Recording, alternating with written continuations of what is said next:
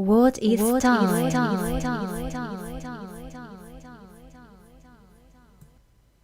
This is probably one of the most difficult questions you can ever ask a physicist or philosopher.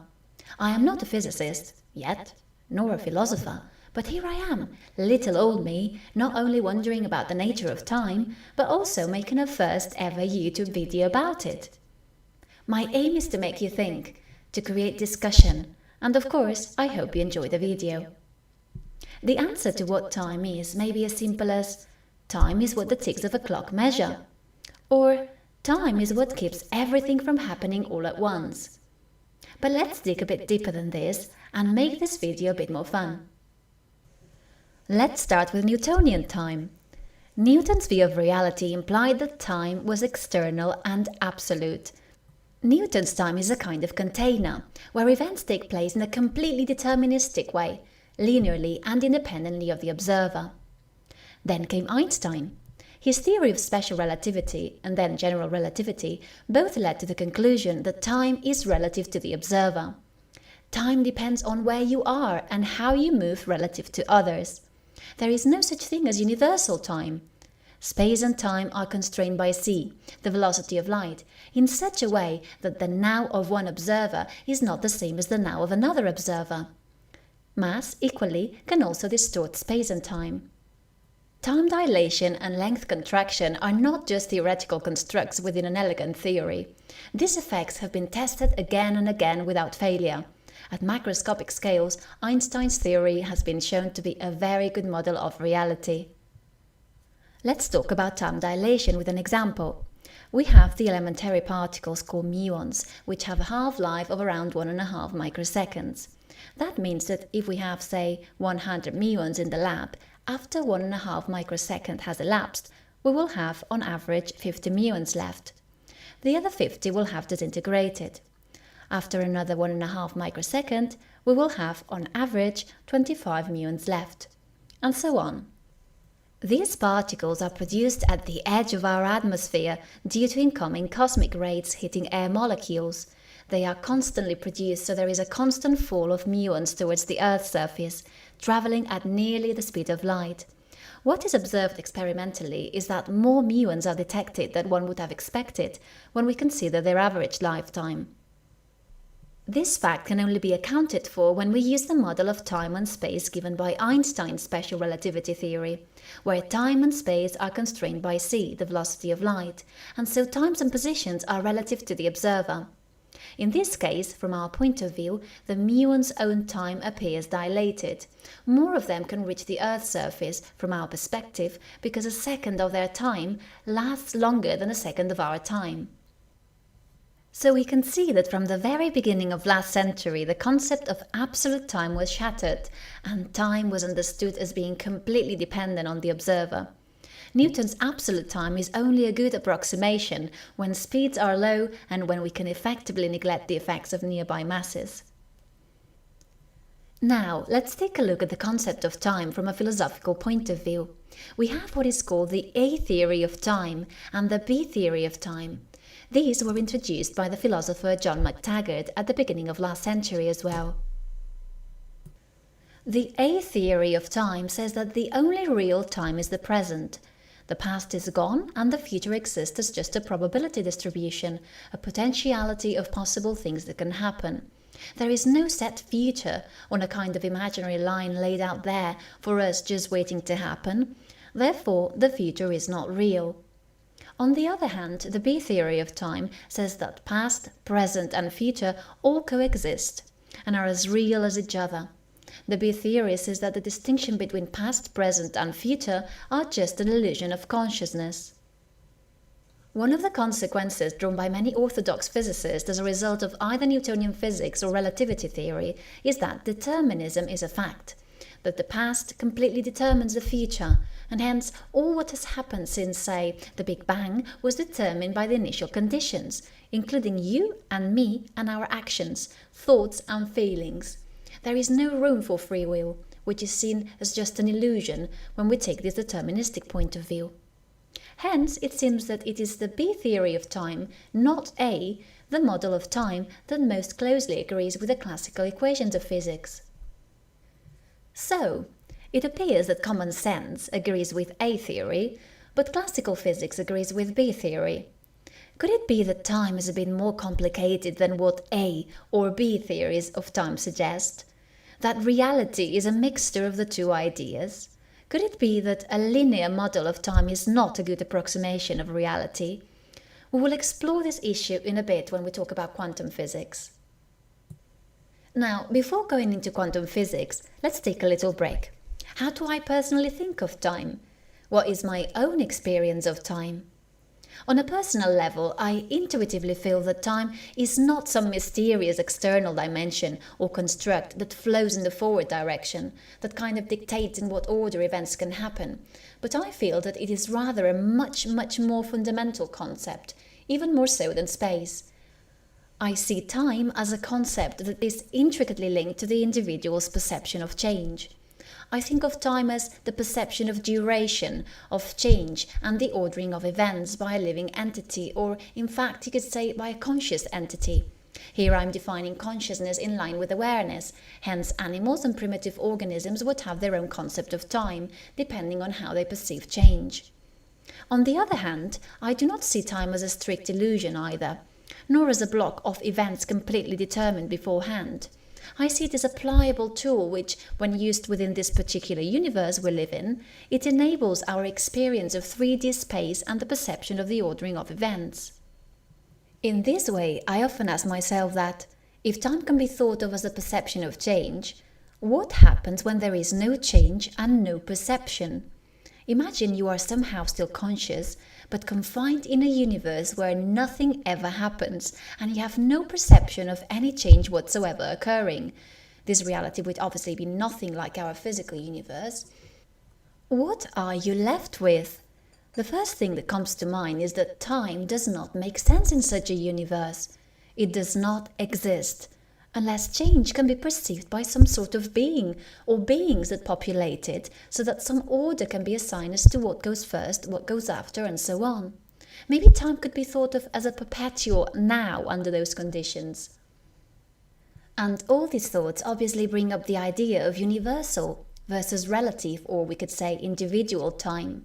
However, here we're talking about ideas that are well beyond Einstein relativity theory. We're not talking about time and space in our physical universe obeying certain rules whereby c, the velocity of light, and mass restrict how space-time behave. But in addition to this, we're talking about time being something that is meaningless in the absence of an entity, a being, or a consciousness and awareness, who is able to perceive change, therefore being able to assign a before and an after to events that occur. The other idea that I often wonder about, and that I feel is very important too, is, are space and time fundamental? If so, are they equally fundamental? Could it be that one is more fundamental than the other? I intuitively see time as more fundamental than space. I can sort of picture a reality, a state, let's say a state outside of this universe, where space does not exist, but time does, where only patterns of states exist and there is a chronological order that can be perceived between them. This is analogous to, say, my thought space, when I meditate, for instance, and reach certain states where there is no feeling or perception of space, but there is definitely a perception or distinction between different states and a perception of which one preceded which. So, time can be thought of as a fundamental structure that allows perception of order between changing states or patterns. That is, order as in before and after. A property can then be added so that there isn't just order between states, but there is also a rule that regulates the basic fundamental tick between events, beyond which change cannot be perceived. In our physical universe, this fundamental duration could be the Planck time. I will expand on the concept of the Planck units in other videos. On the other hand, I cannot imagine the perception of a 3D physical space existing independently without time. The way we perceive physical space is dependent on the time it takes for light to reach our eyes. Even if we talk about non-visual perception, all other types of physical senses are constrained by the velocity at which information within space can be transferred physically to our senses. So, any successful perception of 3D physical space is tied to the existence of time. This is, of course, my own interpretation of time. But what does current science have to say about this? Well, recent research carried out by a particular quantum gravity research team involving quantum universe simulations seem to indicate that time is fundamental, not emergent, that it existed before space, and not only that, but their theory says that time has no beginning nor has it got an end. For references, please see the video links at the description section, in particular the talks by Renata Law, a professor of theoretical physics. As computer simulations get better and better with time, it will be fascinating to see what kind of universes can be created and what we can learn about the nature of our reality. All these concepts are inevitably linked to the debate of whether the world exists out there, independently, without needing aware or conscious entities to perceive it. It seems that my particular interpretation of time, as I have discussed so far, does not make sense unless some sort of consciousness is involved, be it a consciousness perceiving our universe from within it or from outside of it. So, is there an objective reality out there when there is no conscious beings to perceive it? This is a fascinating subject that quantum mechanics brought to the surface within the context of science at the beginning of last century. A subject which was by no means new and which many religions and philosophers had already debated for thousands of years. But the fact that this can now be studied within physics is very, very exciting. When it comes to consciousness, unfortunately, many physicists cringe when they hear this word. However, this debate was not started as a kind of New Age idea, but rather it started within the context of experimental science, for example when discussing the possible interpretations of the double-slit experiments results. It seems to me that it is partly due to some New Age ideas that flourished later on, which use quantum mechanics as a kind of platform to support their theories about reality, that today many scientists feel uncomfortable when having to consider consciousness as having a fundamental role in the way the physical universe works. Let me clarify, this is independently of the validity of these New Age ideas. I personally have no problem with any kind of ideas, as I try not to have any prejudices or preconceptions. The important thing to remember is that these ideas were initially brought to the surface by many of the eminent scientists who were at the forefront of quantum mechanics at the time. Einstein, Bohr, Schrödinger, Heisenberg, Wigner, Bohm, Wheeler, the list goes on. These are not New Age quarks, a word that pseudo-skeptics seem to overuse these days in my opinion, but the very brilliant minds who laid the foundations of quantum mechanics. Most of these scientists didn't just shut up and calculate, very famous quote by Feynman, but they discussed the philosophical, metaphysical and physical interpretations of quantum mechanics. Consciousness or mind, the existence of objective reality, the illusion of time. These were not New Age ideas, but very important ideas about reality that originally came from the bunch of brilliant scientists who created quantum theory. I find it very unfortunate that many mainstream scientists today seem to want to distance themselves from any discussions involving consciousness, because they associate it with New Age, spiritual or religious ideas of the universe. There are too many links with Eastern philosophy or religion for their taste. Not to mention the incredible difficulty of introducing something as immaterial as consciousness into a purely materialistic view of the universe. I find this quite sad, because when science finds something that challenges the current paradigm, and there is enough evidence, in my opinion, that maybe we're actually missing a very important part of the equation, we should strive to think outside the box to explain it, rather than trying to make it fit into our existing, materialistic view of the universe.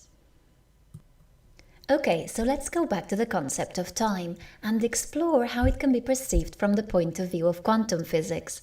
I will try to be brief here, as I will make plenty more videos on quantum physics in the future, including all its different interpretations. Quantum physics provides a view of the microscopic world which is based on probability distributions. Particles do not seem to be actual physical particles as we think of them, unless they are observed. In the meantime, they seem to exist in some sort of probability realm, in a superposition of states that obeys a particular wave equation, that is Schrödinger's equation. When a measurement is made, meaning that information is made available and retrieved in the macroscopic reality regarding some property of the particle, then the wave function is said to collapse. The otherwise deterministic probability wave suddenly jumps from a superposition of possible states to just one. It seems that the observer has a very fundamental role in the now moment when reality is observed, when a measurement is taken. So reality appears to be a deterministic flow in probability space until, voila, somebody decides to look. And one particular state is picked from this probability cloud, seemingly randomly, and then reality takes a definite form. Both the now moment in time and the observer seem to be crucial in the description of reality. Now, let's talk briefly about the arrow of time, entropy, and the deterministic equations of physics. Okay, so it is a fact that within our physical universe, we observe the arrow of time to point in the direction of increasing entropy, increasing disorder. Causality is preserved, yet it does not seem to appear as a fundamental thing within our equations.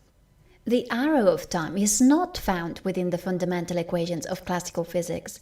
There is nothing in these equations that says that now is different from 2 hours ago, or 4 hours into the future, or that past should precede the present for that matter. On the other hand, the statistical second law of thermodynamics shows that the arrow of time points in the direction of increasing disorder, and this emerges from the study of macroscopic systems. On the other hand, I find the work of Renata Lal and her team very interesting in this respect. Their work points in the direction of a very fundamental role for the arrow of time in universes like ours, when we look at the problem from the perspective of a microscopic universe using quantum gravity, studying space-time at the Planck scales, using simulations. But let's rewind a little bit now in order to compare the classical perspective with the probabilistic perspective. The classical equations of physics do not differentiate between now and before or after. There is also no possibility for free will in the deterministic equations of physics. In fact, now only takes center stage from the point of view of an observer who can be aware, possibly with free will, that experiences only the now moment, who can somehow influence reality by the very act of observing. So, I can't help but conclude that no wonder the classical equations of physics cannot explain the importance of the now instant of time. The observer and the effect it has on reality has no place at all in classical physics. In fact, even the Schrödinger equation in quantum physics is inherently deterministic until observation, measurement takes place, precisely at the now moment, the present, and it is precisely then, as if by magic, that collapse takes place, and determinism ceases to exist. The collapse of the wave function, the collapse of determinism, takes place at the precise now moment when knowledge or information about the system is retrieved in this reality in a macroscopic way. An observation takes place. So a way to look at this is to see the deterministic part of quantum mechanics, Schrödinger's equation, as a model that describes what goes on in the background, that is outside our space-time, in a probabilistic realm, when we're not actively retrieving information from there into our space-time. The now moment is also crucial because it is the moment when a conscious observer's free will can actually operate, if we assume consciousness and free will not to be an illusion, but a real entity that is fundamental in the way we describe our reality. It is not the case, in my opinion, that we are forced to go from a deterministic view of the universe to one based on a mixture of determinism and pure randomness, as some physicists and philosophers seem to extrapolate from quantum mechanics. It is true that simple double-slit experiments do not explicitly show conclusive evidence of an interaction between consciousness, including free will, and the quantum realm. They can be interpreted in different ways, for instance using just explanations which regard information or knowledge as the key factor. However, there are numerous other experiments that not only show that things are actually a little bit more complicated than what I have described so far, but that consciousness and free will can indeed influence the outcome of a quantum experiment by having the power to alter the probability distribution that describes the system in between definite physical states.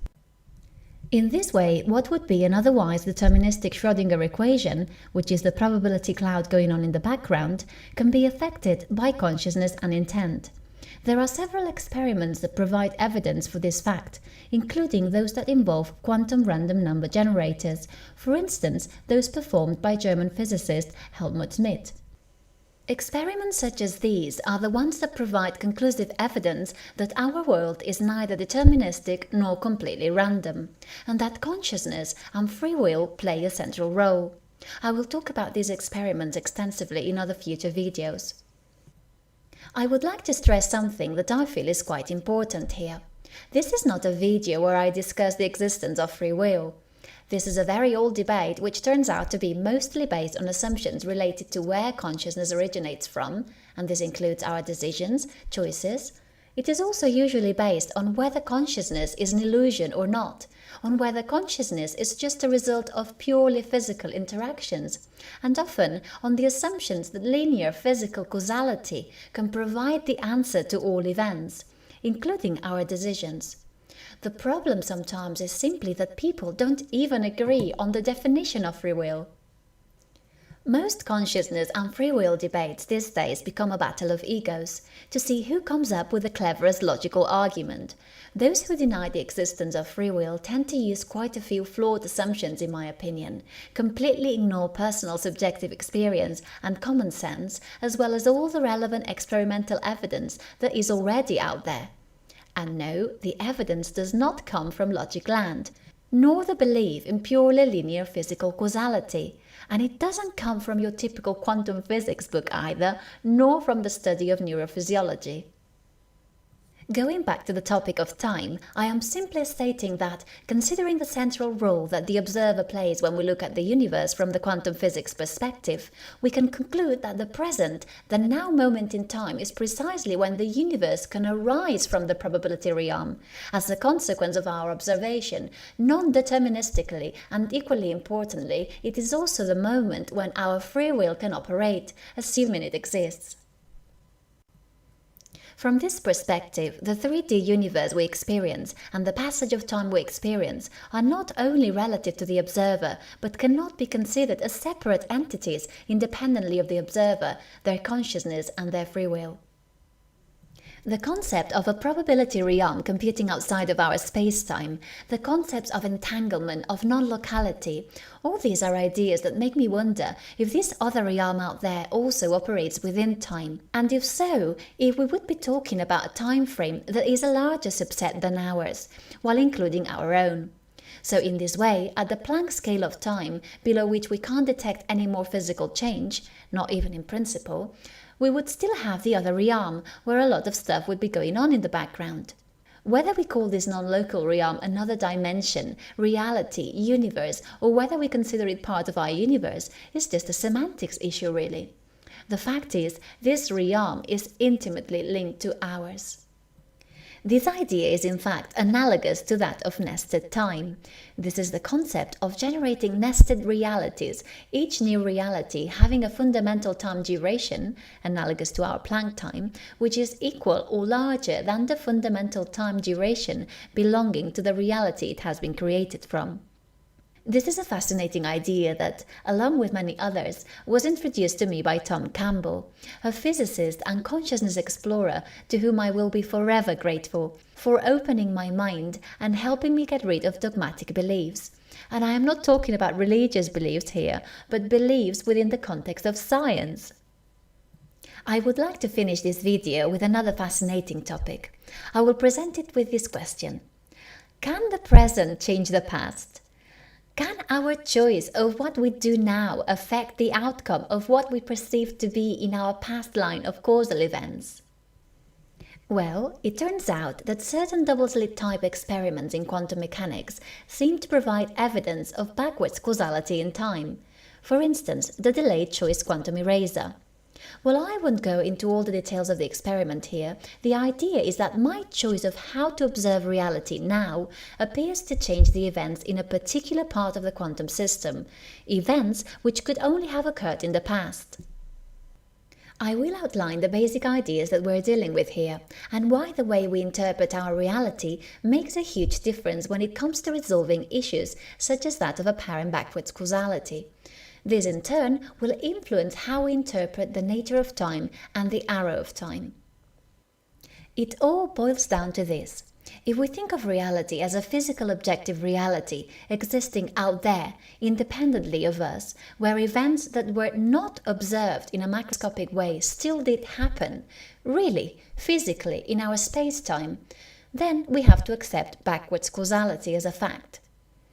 On the other hand, if we think of reality as a construct linked to observation, with a probability realm operating in the background, whereby information is not really physically in our space-time unless we retrieve it in a macroscopic way at the now moment in time, then turns out that backwards causality is just an illusion and can easily be explained rationally. In other words, if reality is not objective, events that we consider to be in the past timeline corresponding to a certain part of a quantum system whose information has never actually been retrieved in this reality, that remains in probability space. That is, nothing really happened in a past objective physical reality, which was consequently changed at the posterior moment, whereby the present changed the past, violating causality in time. When nobody has ever retrieved the information, or when we erase any possible existent information which would otherwise have enabled an actual observation within our own space-time, then things remain in the probability realm. Nothing physical ever happened in our past.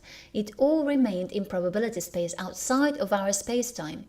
So what we eventually observe, when we finally decide to retrieve information in a macroscopic way, cannot be causally associated to another assumed event that we have, erroneously, tracked back linearly in time as if it had occurred within our space-time earlier on, when in fact it didn't. It remained a probability cloud, because it was never observed in the first place.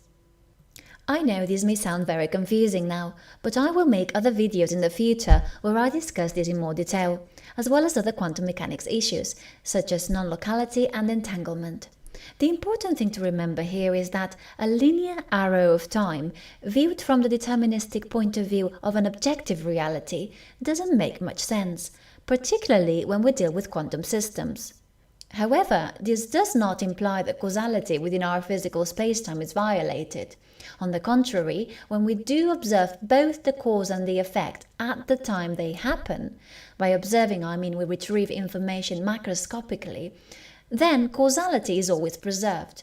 When parts of a system remain unobserved at certain times, as it would be the case in the context of a quantum system, then the illusion of retrocausality, or in more general terms, the illusion of a violation of linear physical causality, arises. Summarizing, what we think of as time in our physical universe is, the way I see it, defined by the perception of the now moment, the present, by a conscious, free-willed entity who actualizes probability space. It brings information into their own space-time reality by the act of observation. In addition, the concept of the existence of an information flow between our reality and the probability realm lying behind it is what can help us expand the idea of causality and the idea of the arrow of time, by understanding that unactualized events, that is, hypothesized and observed events within our reality, cannot be fit into a linear description of a causal chain of events. As Tom Campbell describes it, past and future can be thought to exist simultaneously, but not within the context of a deterministic physical reality, a linear space-time, but as multiple branching timelines of events existing within probability space, in a sort of database, constantly being actualized outside our space-time. The past database is made of the information describing all actualized events, what did happen, that is, what was observed, experienced, as well as all the information related to events that did not happen, and their corresponding probabilities that they could have happened. Similarly, the future database includes all the events that can happen and the probabilities that they might happen. The main ingredient that makes this a non-deterministic reality is the presence of conscious entities, aware entities, in all shapes and forms, which can navigate this branching probability maze by using their free will, the ability to choose among a set of perceived options at the present moment in time. I find this way of describing reality absolutely fascinating, and we're not talking just about quantum systems here, but about the whole of our reality being probabilistic in nature, with consciousness or information being fundamental in its description. Let's not forget that physics was originally a very clear subset of metaphysics and philosophy until materialism took over. If it is indeed the case that our space-time is constantly trading information with a dimension or realm which is outside of it, we will need to reconsider our scientific method, how we define science and what its limitations are. Well, we have reached the end of this video. I hope that you have enjoyed it. Don't forget to give it a thumbs up, comment and share if you have liked it. If you disagree with any or all what has been said, please post as well and let's discuss. And please be always respectful to others. I do not appreciate rude, angry, disrespectful or non-constructive comments. Have a lovely day and see you in the next video.